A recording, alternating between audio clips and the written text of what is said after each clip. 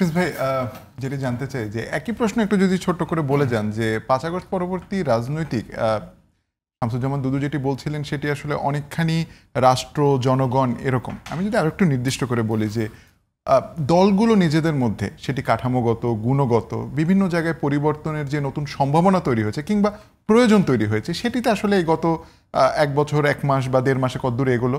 আরেকটি বিষয় হচ্ছে যেটি শামসুজ্জামান দুদুকে বলছিলাম যে মানুষ মনে করে যে এই যে এখন পর্যন্ত তৈরি হলো না সেটার দায় সব দলের, তেমনি তারা এটাও মনে করে যে জুলাইয়ে যারা নেতৃত্বদানকারী দল ছিলেন বা অংশগ্রহণকারী দল ছিলেন তাদের মধ্যে যোগাযোগ এবং সমঝোতা দুটিই খুব জরুরি। আমরা যোগাযোগটা দেখি এখনো, যেমন জাতিসংঘের সাধারণ অধিবেশনে আমরা দেখছি 3টি দলের 6 জন আছেন, নিশ্চয়ই তাদের মধ্যে সেখানেও যোগাযোগ হবে, দেশেরটা বাদই দিলাম। কিন্তু সমঝোতাটা হঠাৎ করে দেখলাম যে মানে এক পক্ষ থাকলেন আলোচনায়, এক পক্ষ চলে গেলেন রাজপথে। এটি তৈরি হলো কেন হঠাৎ করে? ধন্যবাদ আপনাকে। আমি প্রথমত এই অনুষ্ঠানের 100তম যে পর্ব আপনারা অতিক্রম করতে যাচ্ছেন, যার জন্যে যারা বিশেষ করে নেপথ্যের যারা থাকেন, যাদেরকে চেহারা হয়তো দেখে না অনেকে, তাদেরকে বিশেষভাবে ধন্যবাদ জানাই। আর এখানে বিশিষ্ট রাজনীতিক দুদু ভাই, তাকে ধন্যবাদ জানাই। যারা শুনছেন শুভেচ্ছা জানাই। আমি ছোট করে যেটা বুঝি যে আপনি আজকে যে নতুন রাজনীতি এবং বাংলাদেশের কথা বলছেন, দুদু ভাই কিছুটা বলেছেন। আমার কাছে মনে হয় যেমন ধরেন বিশেষ করে যে একটা পর্ব যখন অতিক্রম করি, যেমন এইবারের তো আমরা একটা গণ অভ্যুত্থান এবং এত বড় একটা রক্তক্ষয়ী গণ অভ্যুত্থান খেয়াল করতে হবে।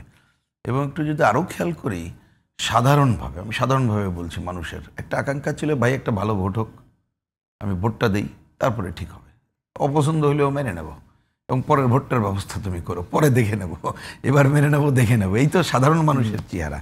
কিন্তু ক্ষমতার দাপট এমন জিনিস, সেটা কিন্তু সে করতে দিল না ভোট, যার জন্যে একটা রক্তক্ষয়ী গণ অভ্যুত্থান করতে হলো। তো এই গণ অভ্যুত্থান করার পাশাপাশি এ সময়ই অনেকগুলো অভিজ্ঞতা হলো, খালি গণ অভ্যুত্থান। এবার অন্য সময়ের তুলনায় এবার গণ অভ্যুত্থানে শাসক গোষ্ঠী দেশ ছেড়ে চলে গেল।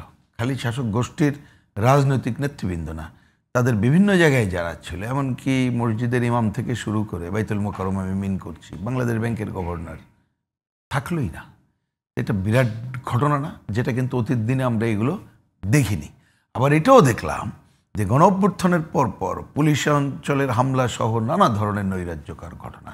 তাইলে এই পুরো ঘটনাটাই যদি আমরা খুব গভীর বিশ্লেষণ না যে সহজে দেখি, তাহলে তো আমরা দেখতে পাচ্ছি যে আপনি জোর জুলুম করে ক্ষমতায় থাকলে, কারণ সাধারণত রাজনৈতিক দলগুলোই তো ক্ষমতা যায়, কিন্তু তার পরিণতি শেষমেশ ভালো হয় না। তাহলে আমাদের সবারই তো একটা উপলব্ধি হওয়া দরকার যে না, এই পথে আমরা হাঁটবো না। কারণ আমরা ক্ষমতায় থাকলে, ক্ষমতা এনজয় শব্দটা প্রচলিত বলে আমি ব্যবহার করলাম, যদিও এটা কারেক্ট না শব্দটা, তবুও আমি ব্যবহার করলাম। তাহলে সেইখান থেকে যে উপলব্ধিটা সবার একেবারে হয় না প্রথমে, তা বলবো না, কিন্তু আমার বিবেচনায় এই উপলব্ধির পরপরই গণতন্ত্রের পথে হাঁটার কাজটা করতে পারলে আপনি এই উপলব্ধি, রাজনীতিতে একটা নতুন ধরনের সংস্কৃতি, অনেক কিছু দ্রুত কিছুটা হইলেও আনা যেত।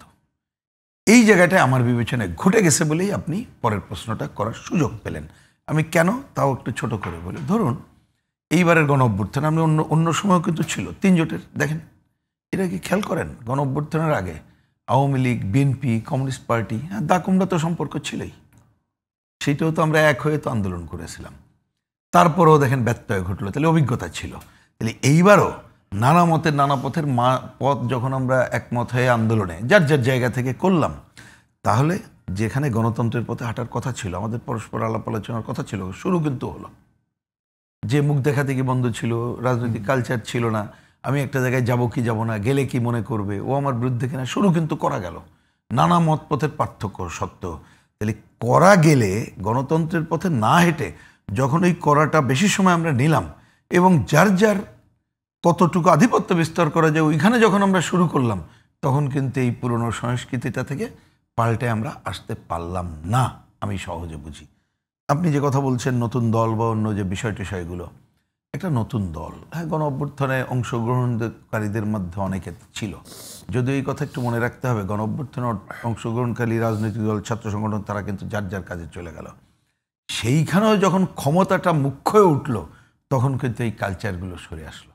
আর এই কথা আমি একটু বলতে বাধ্য হচ্ছি, নিঃসন্দেহে এইটার একটা কেন্দ্রিক ভূমিকা পালন করতে পারত, এখনো সুযোগ আছে। যিনি ক্ষমতায় আছেন উনি তো কোনো দলের না, কিন্তু উনি যখন এই কথা বলেন, আমি একেবারেই কোট করেই বলতে চাই, ধরুন 30-35টা দল ওনারাই আমন্ত্রণ করলেন মিটিং, কিন্তু উনি শুরু করলেন এমনভাবে আসন বন্টন করলেন, ওই যে বললো বিএনপি বড় দল, হ্যাঁ এটা তো কেউ অস্বীকার করার কোনো কারণ নেই। রাষ্ট্র ক্ষমতায় ছিল, ভোটের বিবেচনা এ চোখ বন্ধ করলেই বোঝা যায়। আমরা সকল জরিপের নামে আমি যে যত জোরে কথা বলি না কেন ওইটা তো আর মানুষ গ্রহণ করবে না। তা সেইখানে যখন আসন বিন্যাসে দেখলাম এই দলগুলোর সাথে এমন দলকে এক করে ফেলানো হলো, বা এই ধরনের মিটিং যখন হলো আরও অনেক দল, সেইখানে আমাদের প্রধান উপদেষ্টা আসলেন, অনুষ্ঠান পরিচালনাকারী বললেন, প্রধান উপদেষ্টার অভিপ্রায় অনুযায়ী আমি 3টি দলের কথা শুনতে চাই। বিএনপি এবং জামাত ইসলাম এবং নতুন দল একই মাত্রায় মেপে কথা বলল। তাহলে আপনি যে নতুন ধরনের যে সংস্কৃতির কথাটা বললেন, তো আপনি কোন সংস্কৃতিটা এখানে চালু করলেন? তার মানে আপনি এর প্রতিক্রিয়া যেটা হয় তাই, জাতিসংঘ যাই বলেন না কেন, আমি জানি না, আমি এটা নিয়ে কথা বলতে চাইছিলাম না, কিন্তু কথা বললেন বলে বলি, উনি কোন বিবেচনায় এই জায়গাটা গেলেন? এবং গেলে প্রথমে যেভাবে দেখলাম নামটাম হলো, পত্রিকার সাংবাদিকরা এটা খবর বের করলো যে কনেক দল বোধহয় মনক্ষুণ্ণ হলো, অমুক দলের 2 জন কেন, আমার দলের 1 জন কেন।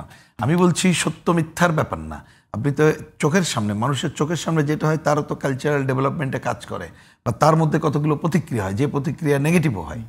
তো এই সংকটগুলো যেটা প্রত্যাশা আমাদের ছিল যে অন্তর্বর্তীকালীন সরকার এটা করবে, আমার বিবেচনায় তিনি এই যথাযথ দায়িত্ব পালন না করায় আমাদের এই অন্ততপক্ষে যে পরস্পর যে নতুন রাজনীতি, নতুন কালচারের পথে হাঁটায়, নতুন রাজনীতি মানে কিন্তু যার যার আদর্শ বিসর্জন নিশ্চয় না, কিন্তু গণতন্ত্রের নর্মস থাকবে, মানুষের কাছে যাব, মানুষ যারটা গ্রহণ করবে সেইটা নিয়েই গণতন্ত্রের পথে যাত্রা করব।